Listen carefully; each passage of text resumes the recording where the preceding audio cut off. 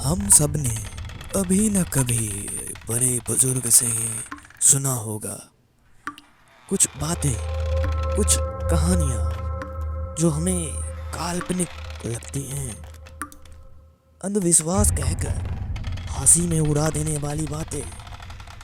पर क्या हो अगर वो कहानियाँ सच निकले, अगर वो चेतावनियाँ किसी अंधेरे रहस्य से जुड़ी हो। बचपन में हम बेखौफ होते हैं, डर क्या होता है इसका अंदाजा भी नहीं होता। हम हर चीज को चुनौती देने का जुनून रखते हैं, लेकिन कभी कभी कुछ गलतियां ऐसी होती हैं जो सिर्फ एक पल में हमारी पूरी जिंदगी बदल देती है। कुछ गलतियां जो इंसान को मौत से भी बदतर हालत में छोड़ सकती हैं। आज मैं आपको अपनी जिंदगी की एक ऐसी घटना सुनाने जा रहा हूँ जिसे सुनकर शायद आप हंसते, या शायद आप सोने से पहले 10 बार अपने दरवाजे की कुंडी जरूर चेक करेंगे।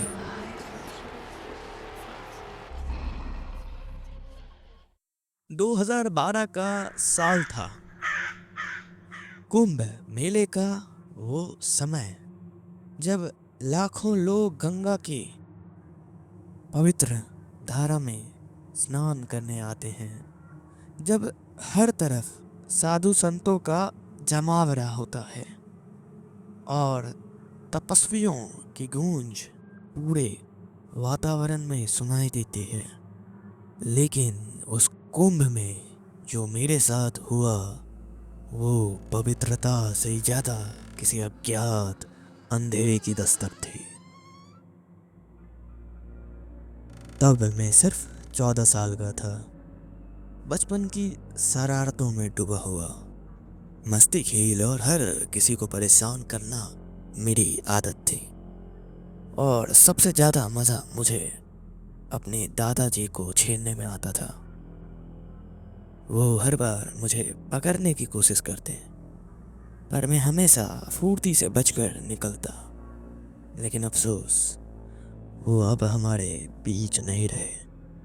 उस साल हमारे परिवार में भी कुंभ जाने का फैसला किया। कहा जाता है कि जीवन में एक बार कुंभ स्नान जरूर करना चाहिए, और दादाजी की इच्छा थी कि वो भी पवित्र अवसर पर गंगा में डुबकी लगाए। उनकी बात टालने का सवाल ही नहीं था। तो हम पांचों, मैं, दादा, पापा और माँ और मेरी बड़ी बहन, गाड़ी में सवार होकर इलाहाबाद की ओर निकल पड़े। 2 घंटे के सफर के बाद हम पहुंचे और वहाँ का नज़ारा बस एक शब्द में कहूँ तो अद्भुत। लाखों लोगों की भीड़, हर तरफ साधु संत, तपस्वी और योगी की अजीबोगरीब दुनिया। लेकिन भीड़ में सबसे ज्यादा ध्यान खींच रहे थे वे लोग, वे जिनके शरीर पर सिर्फ राख थे। आंखें बंद, गहरे ध्यान में लीन, जूना अखाड़ा के साधु, ऐसे संत जिनके बारे में कई कहानियां सुनी थी मगर यकीन नहीं करता था। और वही कुछ ऐसा था जो मुझे खींच रहा था। कोई अनजानी ताकत, कोई अनदेखा रहस्य। मैं जानता नहीं था कि वो क्या था, लेकिन मेरी बेचैनी बढ़ने लगी थी। दादाजी ने अचानक मेरा हाथ पकड़ लिया। उनकी आंखों में एक अजीब सा डर था। वह धीमे मगर भारी आवाज में बोले, इनसे गलती से भी कुछ मत कहना। ये साधु साधारण नहीं होते, ये तपस्वी महात्मा हैं। अगर एक बार नाराज हो गए तो जीवन भर पछताना पड़ेगा। मैंने उनकी बात पर हल्की सी मुस्कान दी और मन ही मन सोचा, दादा भी ना बस कुछ भी सोचते रहते हैं। भला कोई ऐसे ही किसी को श्राप दे सकता है? लेकिन ना जाने क्यों उस भीड़ भरे मेले में भी मुझे अजीब सी बेचैनी महसूस हो रही थी। कुछ खींच रहा था, जैसे कोई अदृश्य ताकत मेरे कानों में फुसफुसा रही हो।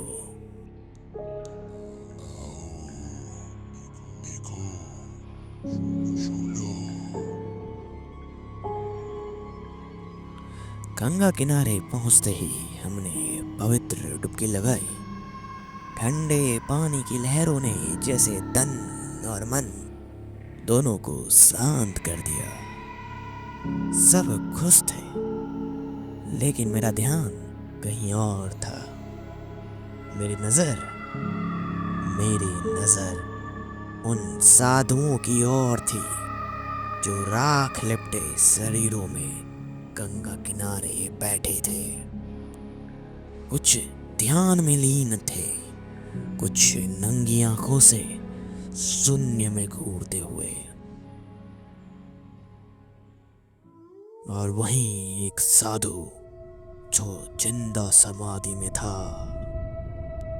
उसका पूरा शरीर जमीन के अंदर था, बस सिर और माथे पर जरी विभूतियां दिखाई दे रही थी। उसकी आंखें बंद थी, मानो किसी और ही लोक में चला गया हो। और उसके बगल में रखा था एक पुराना काले रंग का कमंडल जिस पर नक्काशी थी, कुछ ऐसे चिन्ह जिन्हें मैं समझ नहीं पाया। ना जाने क्यों मेरा मन उसके प्रति खिंचता चला जा रहा था। मेरे अंदर का बचपना और शरारत जाग गई। मैंने सोचा, क्या होगा अगर मैं इसे उठा लूं? कुछ नहीं, बस एक मामूली बर्तन ही तो है। मैंने इधर उधर देखा, कोई नहीं देख रहा था। और अगले ही पल बिना ज्यादा सोचे मैंने वो कमंडल उठा लिया और झट से अपने बैग में डाल दिया। एक पल के लिए सब कुछ शांत हो गया, जैसे समय थम गया हो। फिर अचानक एक ठंडी हवा का झोंका आया। मैंने एक अजीब सी फुसफुसाहट सुनी।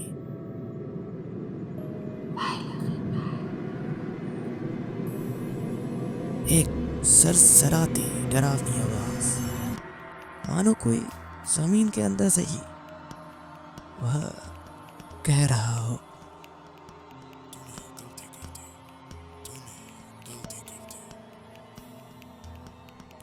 मेरा दिल जोर से धड़क उठा। बिना रुके, बिना पीछे देखे मैं वहां से भाग निकला। मैं हांफता हुआ भागता चला गया। मेले की भीड़, गूंजते तंत्र मंत्र, धूप से तपती जमीन, सब धुंधला सा लग रहा था। दिल जोर जोर से धड़क रहा था। लेकिन जैसे ही दादाजी को देखा, मैंने खुद को सहज करने की कोशिश की। कहाँ चला गया था तुम? दादा की आवाज में चिंता थी। बस ऐसे ही इधर उधर घूम रहा था।